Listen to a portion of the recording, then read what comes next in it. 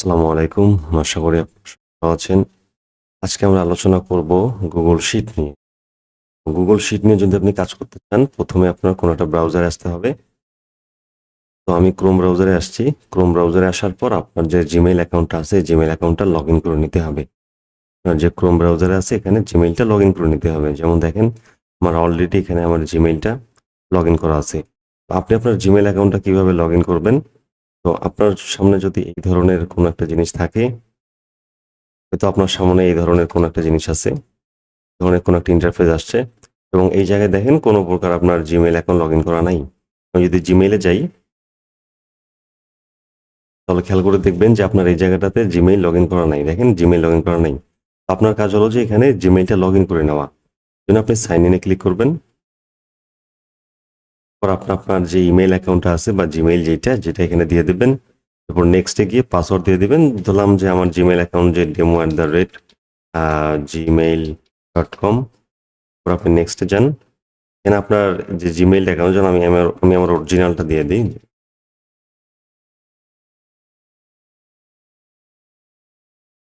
আমি আমার জিমেইল অ্যাকাউন্টটা দিয়ে নেক্সটে গেলাম।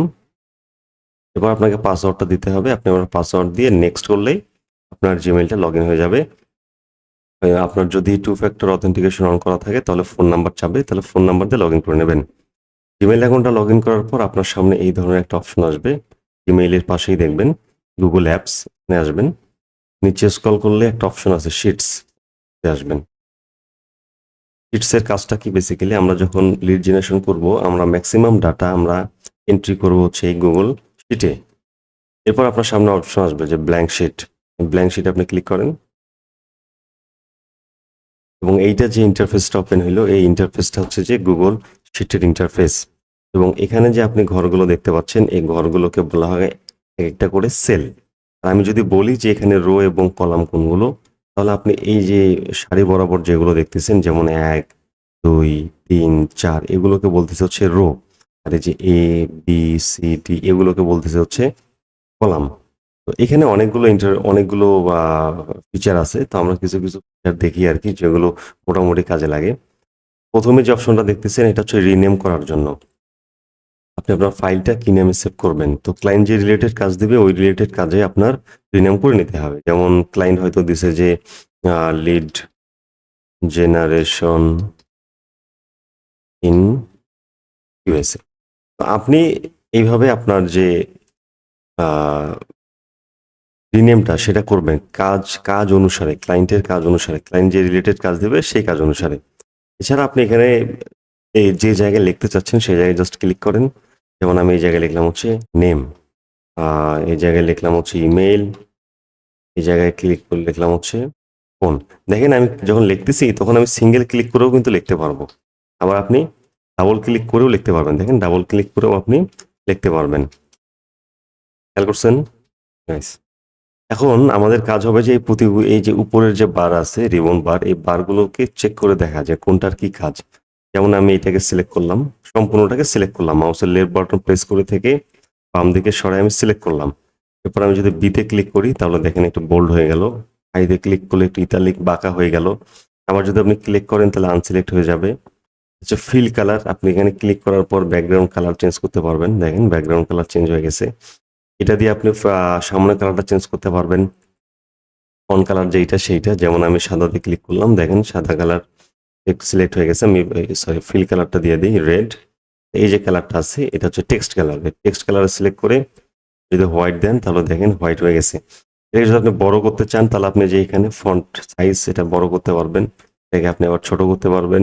এখানে আপনার ফন্ট ফ্যামিলি আছে, আপনি চাইলে নিচের মতো করে স্টাইল দিতে পারবেন এই জায়গায়। দেখেন যে বিভিন্ন স্টাইল হয়ে গেছে লেখাটা। দেখুন বিভিন্ন স্টাইল হয়ে নাইস। এবং আপনি যদি চান যে এখানে আপনি জুম ইন জুম আউট করবেন তাহলে আপনি সেটাও করতে পারবেন এই জায়গা থেকে।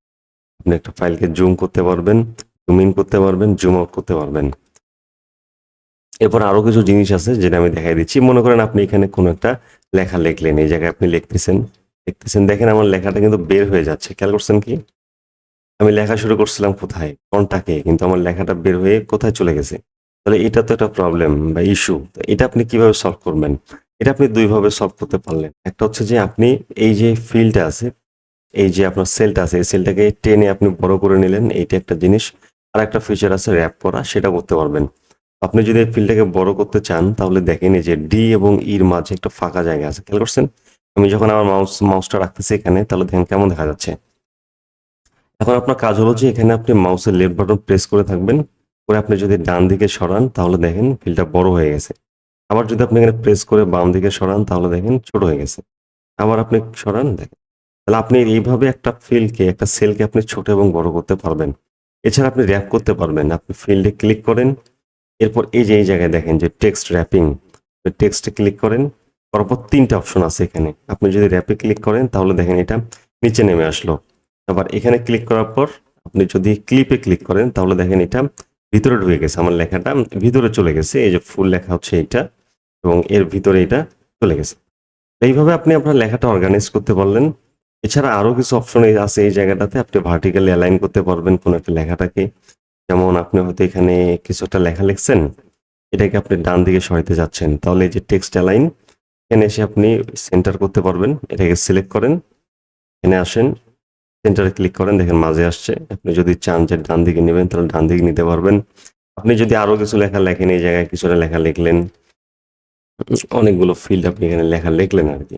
এবং আপনি যদি চান যেগুলো বর্ডার দিবেন সেটাও করতে পারবেন। আপনি সম্পূর্ণটাকেও সিলেক্ট করতে পারেন বা এইটুকু জায়গাও সিলেক্ট করতে পারেন। সিলেক্টে আসেন এবং এই জায়গায় দেখেন একটা বর্ডার অপশন আছে, খেয়াল করছেন? বর্ডারে ক্লিক করে এখানে অনেকগুলো বর্ডারের স্টাইল আছে। আপনি যদি চারপাশে বর্ডার দিতে চান তাহলে অল বর্ডারে ক্লিক করেন, দেখেন বর্ডার হয়ে গেছে। তো দেখতে কিন্তু আমাদের একটু সুন্দর লাগতেছে বিষয়টা, খেয়াল করছেন কি? এছাড়াও আরো অনেকগুলো অপশন আছে এই জায়গায় পাবেন আপনি। এগুলো হয়তো আপনার লিড জেনারেশনের কাজে আপনার অতটা দরকার হবে না। দরকার হবে না বলতে হবেই না আর কি, কখনো প্রয়োজনই হবে না আপনার। তো এদিকে আপনি টেক্সট রোটেট রোটেট করতে পারবেন। তো আপনার যদি ইচ্ছা করে যে আপনি একটু এগুলো ক্লিক করে টোর দেখবেন, এগুলো ভার্টিক্যাল অ্যালাইন করতে পারবেন।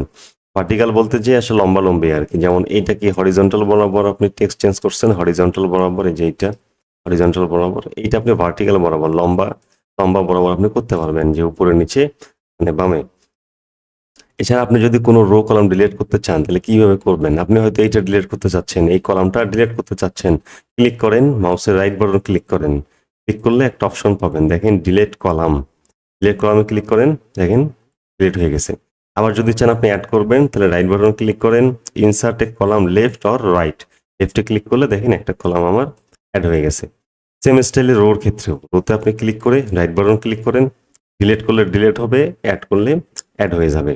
এছাড়া আরো আপনার কিছু ফরম্যাটিং এর বিষয় আছে, এগুলো আমরা কাজের খাতিরে, কাজ যখন শুরু করব আমরা কাজের খাতিরে আমরা দেখতে পারবো যে আপনি এই কাজগুলো এখানে এখানে আরেকটা অপশন আছে যে মার্জ করা যায়। মনে করেন আপনি সবগুলো মিলে, যেমন এইটুকু জায়গা মিলে আপনি একটা কলাম করবেন, একটা কলাম একটা রো করবেন, একটা রো একটা কলাম করবেন। তাহলে এই যে এই সম্পূর্ণ জায়গাটাকে আপনি সিলেক্ট করেন, এরপর এই যে অপশনটা আছে সিলেক্ট মার্জ টাইপ, এখানে ক্লিক করেন, মার্জ অলে ক্লিক করেন। তাহলে দেখেন এই পুরো জায়গাটা জুড়ে, দেখছেন পুরো জায়গাটা জুড়ে একটা কলাম একটা রো হয়ে গেছে। এবং এই যে এটাকে আপনি হয়তো মাঝে নেবেন, তাহলে আপনি সেন্টারে ক্লিক করলেন এবং দেখেন এটা নিচে চলে গেছে, কিন্তু এখন ভার্টিক্যাল লাইনটা কাজে লাগবে। তাহলে ভার্টিক্যাল লাইনে ক্লিক করে মিডলে ক্লিক করেন, দেখেন এটা মাঝে চলে আসছে। ব্যাকগ্রাউন্ড কালার চেঞ্জ করতে চাইলে ফিল কালার, কালার দিয়ে দিলেন। টেক্সট কালার চেঞ্জ করতে চাইলে এইটা টেক্সট কালার চেঞ্জ করলেন। আপনি যদি লিঙ্ক করতে চান তাহলে যেখানে একটা অপশন আছে, লিঙ্কের জন্য একটা অপশন আছে যে লিঙ্ক, ইনসার্ট লিঙ্ক। ইনসার্ট লিঙ্কে ক্লিক করলে আপনি এখানে আপনার লিঙ্কটা দিয়ে অ্যাপ্লাই করলে এখানে লিঙ্ক অ্যাড হয়ে যাবে আর কি, ঠিক আছে? আর রিমুভ লিঙ্ক করতে চাইলে এখানে ক্লিক করলে যে এই জায়গাটাতে এই আইকনটাতে ক্লিক করলে রিমুভ হয়ে যাবে। তো এইটা হচ্ছে আমরা কাজের খাতিরে আরো কিছু ফরম্যাটিং এর বিষয় আছে, এগুলো আমরা আস্তে আস্তে দেখতে থাকবো। আর লাস্ট একটা জিনিস, সেটা হলো যে আপনি তো শিটের কাজটা করলেন, এটা আপনি শেয়ার করবেন কিভাবে? শেয়ার করাটা ইম্পর্টেন্ট। মানে আপনি ক্লায়েন্টকে কিভাবে ডেলিভারি দিবেন? আপনি যে শেয়ার অপশন আছে, এই শেয়ারে ক্লিক করেন। শেয়ারে ক্লিক করার পর এখানে আপনার দুইটা অপশন পাবেন। একটা হচ্ছে এখানে দেখেন লেখা আছে কি রেস্ট্রিক্টেড কপি লিঙ্ক। ডান যদি করে দেন তাহলে রেস্ট্রিক্টেড করা মানে কি? রেস্ট্রিক্টেড করা মানে হচ্ছে যে শুধু আপনি দেখতে পারবেন আর বাকি আদার্স মানুষরা দেখতে পারবে না। তাহলে রেস্ট্রিক্টেড থেকে আপনি এখানে করে দেবেন কি এনিওয়ান উইথ দ্য লিঙ্ক। এবং তারপর এখানে 3টা অপশন পাবেন, একটা ভিউয়ার, একটা কমেন্টার, একটা এডিটর। ভিউয়ার বলতে সে শুধু ভিউ করতে পারবে, কোনো এডিট করতে পারবে না। এডিটর যদি দেন তাহলে হবে কি আপনার শিটে আপনি এবং যাকে শেয়ার করতেছেন দুজনই কাজ করতে পারবেন। তো আমি ভিউয়ার দিয়ে দিলাম, যেহেতু ক্লায়েন্টকে ডেলিভারি করব ওই জন্য আমি ভিউয়ার দিলাম। কপি লিঙ্কে ক্লিক করলাম, এরপর ডানে ক্লিক করলাম। আমার লিঙ্কটা কিন্তু কপি হয়ে গেছে। যেমন আমি যদি এখানে পেস্ট করি, যে লিঙ্কটা কপি হয়ে গেছে। এই লিঙ্কটা এখন আপনি যাকে শেয়ার করেন না কেন, উনি আপনার এই যে শিটটা আছে এই শিটটা দেখতে পারবেন। এছাড়া আপনি ডাউনলোডও করতে পারবেন, যে ফাইল ডাউনলোড, আপনি এক্সেল ফাইলে ডাউনলোড করতে পারবেন, পিডিএফ এ পারবেন, সিএসভি তে পারবেন, ঠিক আছে? এছাড়া আরো কিছু ফাইল ফরম্যাট আছে। তো আমি আশা করি আপনি বুঝতে পারছেন। হয়তো নেক্সট ক্লাসে আমরা আরো কিছু ডিটেলস দেখতে পারবো। ধন্যবাদ। আসসালামু আলাইকুম।